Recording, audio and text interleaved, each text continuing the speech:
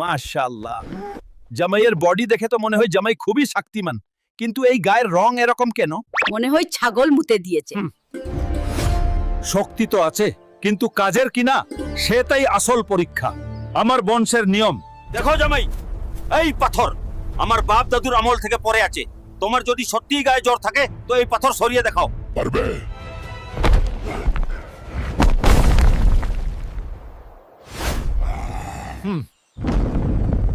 পাথর সরানো তো গোশক্তির কাজ, ওতে বুদ্ধি লাগে না।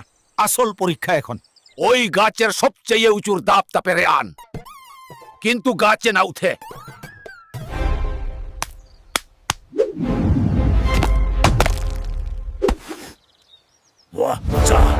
জামাই, তুমি জিতে গেছো।